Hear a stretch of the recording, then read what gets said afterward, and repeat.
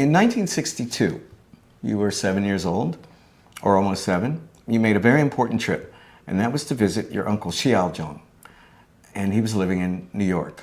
Do you remember that trip? Can you tell me about it? Oh, I absolutely do. It was, well, it was an amazing trip from the storybooks. The genesis of that trip was that my uncle, who was living in Rochester, New York, working for Borg Warner, he had come to the States to study electrical engineering in Champaign-Urbana. Leaving at that time, which was the norm, quite the norm, his wife and young child in Shanghai. So many years later, he got his engineering degree, got a job, and said, now I want to go home. My father, who was the older brother, had always, he had a knack for seeing things and you know, calculating risks or whatever. And he thought this was the absolute wrong decision to make. And he thought the only way to convince my uncle not to go back was to personally show up and to say, you can't go back.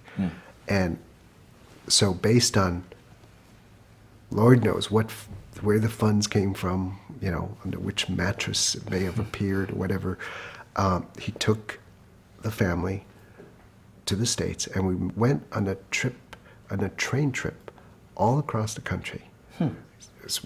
Arrived in New York, went to Rochester, then went through Chicago, went through the Rockies, and went all the way to Berkeley, California, visiting relatives along the way, went through Denver and came back.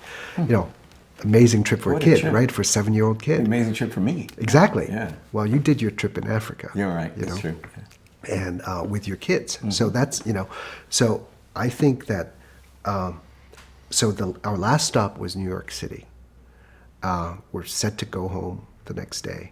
And somewhere along the line in New York, around those last days, Yu Cheng and I played a concert somewhere on the Upper West Side in Manhattan, to which the founder of an elementary school, Franco-American lady, who was looking for a music teacher, came to the concert, saw sort of, you know, my father teaching and setting up the concert, and was so impressed by that event that she came to him after the concert and offered him a job to teach at her school on the spot. On the spot.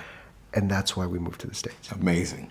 So if that meeting had not occurred, you and I would not be talking. I would have grown up in France.